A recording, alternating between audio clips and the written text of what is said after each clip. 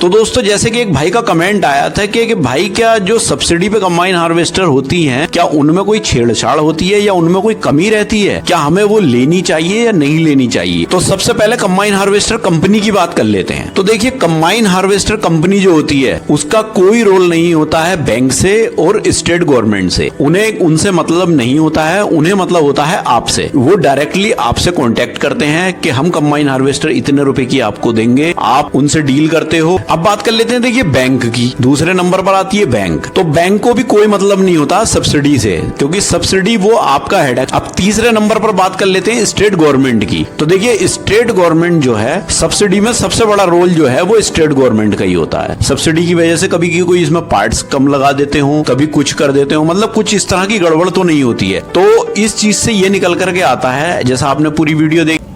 दोस्तों आप देख रहे हैं मेरा YouTube चैनल ऑलराउंडर रामपुरी। तो अपने इस चैनल पर मैं कुछ जेन्युइन और इंफॉर्मेटिव वीडियोस डालता हूं जो कंबाइन हार्वेस्टर, कार, ट्रैक्टर और मोटरसाइकिल से रिलेटेड होती हैं। तो फ्रेंड्स अगर आपको मेरी वीडियो पसंद आती हैं तो चैनल को सब्सक्राइब कर देना। आइए वीडियो शुरू करते हैं।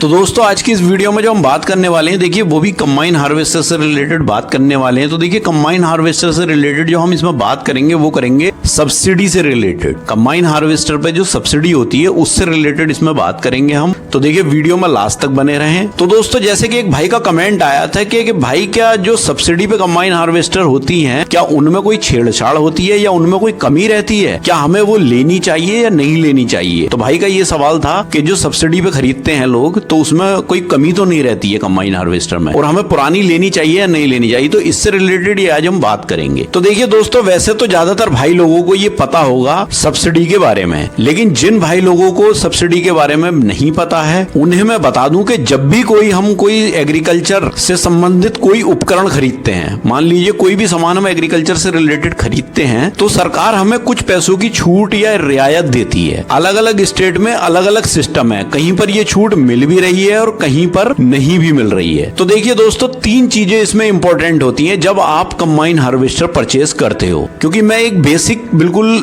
स्टार्टिंग से बताऊंगा तब आपको ये समझ में आएगा कि सब्सिडी की कंबाइन हार्वेस्टर में क्या छेड़छाड़ है या हमें लेनी चाहिए नहीं लेनी चाहिए। मतलब पुरानी कंबाइन हार्वेस्टर हम परचेज करते हैं तो कहीं ऐसा तो नहीं है कि सब्सिडी वाली बेकार होती हूँ। भाई का यही कमेंट था कहने का मतलब। तो उसमें मैं बता दूं तीन चीजें इंपॉर्टेंट होती हैं। सबसे पहले कंबाइन हार्वेस्टर कंपनी जो होती है, एक तो वो होती है, दूसरा बैंक होती है और तीसरा स्टेट गवर्नमेंट होती है। इन तीनों का इन्वॉल्वमेंट इसमें रहता है। तो अब तीनों को ही हम समझेंगे अलग अलग। तो सबसे पहले कंबाइन हार्वेस्टर कंपनी की बात कर लेते हैं। तो देखिए कंबाइन हार्वेस्टर कंपनी जो होती है उसका कोई रोल नहीं होता है बैंक से और स्टेट गवर्नमेंट से, उन्हें उनसे मतलब नहीं होता है, उन्हें मतलब होता है आपसे। वो डायरेक्टली आपसे कांटेक्ट करते हैं कि हम कंबाइन हार्वेस्टर इतने रुपए की आपको देंगे, आप उनसे डील करते हो कि हम इतने रुपए की लेंगे या हम वो करेंगे। उन्हें मतलब नहीं होता है आप चाहे लोन कराओगे या आप स्टेट गवर्नमेंट से सब्सिडी लोगे, उन्हें कोई मतलब नहीं होता है इस चीज से, क्योंकि सब्सिडी में उनका कोई लेना देना नहीं होता है और ना लोन में उनका लेना देना होता है। उन्हें पैसे चाहिए, वो कंबाइन हार्वेस्टर आपको बेच रहे हैं, उन्हें पैसे चाहिए फुल, जितने भी पैसे आपसे उनकी बात हुई है उतने पैसे कंपनी को चाहिए, उसके बाद उन्हें कोई मतलब नहीं है आपसे। लेकिन हाँ कुछ चीजें होती हैं, जैसे मान लीजिए उन्हें अपनी सेल करनी है तो आपको प्रॉब्लम ना हो, आपकी वो हेल्प कर देती है किस चीज में, जैसे बैंक से लोन कराने में आपकी हेल्प करवा देंगी, रजिस्ट्रेशन करवाने में आपको हेल्प करवा देंगी आरटीओ ऑफिस में। तो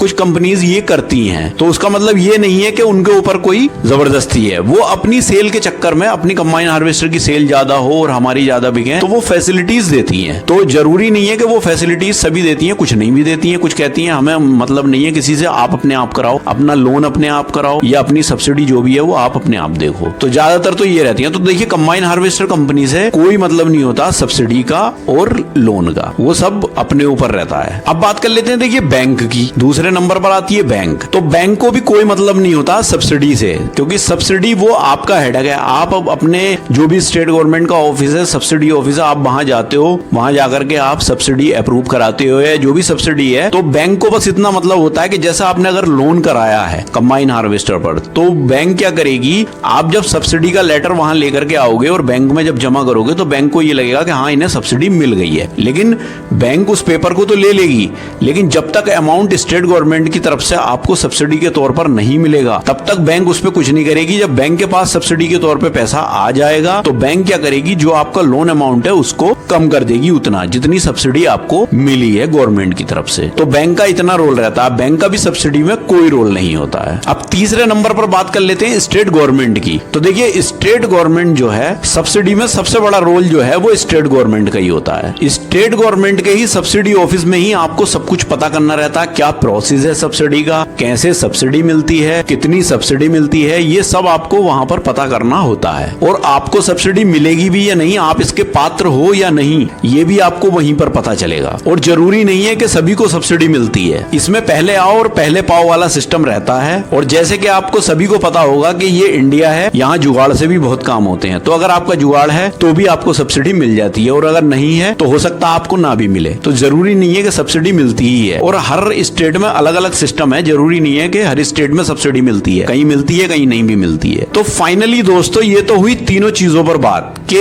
किस किस का क्या क्या काम रहता है। तो कहने का मतलब ये है कि सब्सिडी और कंबाइन हार्वेस्टर में जो कमी करके देगी कंपनी या कुछ सब्सिडी की वजह से, वो इसका आपस में कोई लेना देना नहीं है। तो जैसे कि भाई ने ये कहा था कि इसमें जो है जो सब्सिडी वाली कंबाइन हार्वेस्टर है इसमें कोई कमी तो नहीं होती है, या मतलब ये कुछ इसमें गड़बड़ तो नहीं होती है सब्सिडी की वजह से, कभी कोई इसमें पार्ट्स कम लगा देते हो, कभी कुछ कर देते हो, मतलब कुछ इस तरह की गड़बड़ तो नहीं होती है। तो इस चीज से ये निकल करके आता है, जैसा आपने पूरी वीडियो देखी तो इससे क्या निकल करके आया कि सब्सिडी ऑफिस से और हार्वेस्टर कंपनी का कोई लेना देना आपस में एक दूसरे का नहीं होता है। वो कंबाइन हार्वेस्टर कंपनी आपको ऐसे ही कंबाइन हार्वेस्टर देगी, उससे मतलब नहीं है आप उस पर चाहे सब्सिडी लो या आप उस पर लोन कराओ, कंपनी को कोई मतलब नहीं है। कंबाइन हार्वेस्टर कंपनी को अपने पैसे से मतलब है, उन्हें पूरा पैसा मिल रहा है, वो आपको जैसी कंबाइन हार्वेस्टर बनाते हैं ऐसी ही कंबाइन हार्वेस्टर आपको देंगे। आप उस पर जो भी आपको रिवेट मिल रहा है, जो भी छूट आपको मिल रही है वो आप उस पर ले सकते हो, वो कोई कंपनी का उसमें लेना देना नहीं है। तो जैसे कि भाई ने कहना था कि पुरानी क्या हम उसे ले सकते हैं सब्सिडी पे अगर लिए, तो देखिए सब्सिडी पे जो ली है वो पुरानी भी आप ले सकते हो, कोई दिक्कत वाली बात नहीं है। वो इसलिए नहीं है, देखिए मालिक ने सब्सिडी ली है तो फायदा उसे हुआ है, लेकिन जब आप पुरानी कंबाइन हार्वेस्टर परचेज करोगे तो इस चीज का दिमाग में रखिएगा कि जब आपको सब्सिडी मिली थी तो ये कंबाइन हार्वेस्टर आपको कम की पड़ी, तो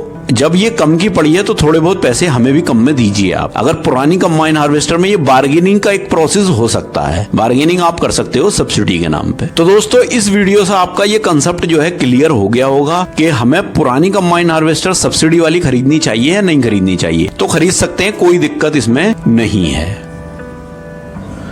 तो फ्रेंड्स आई होप कि ये वीडियो आपको पसंद आया हो, और वीडियो आपको पसंद आए तो प्लीज वीडियो को लाइक करें, ज्यादा से ज्यादा शेयर भी करें, और अगर आप मेरे चैनल पर नए हैं तो प्लीज चैनल को सब्सक्राइब करें। तो मिलते हैं इसी तरह की किसी नेक्स्ट वीडियो में, तब तक के लिए थैंक यू, बाय।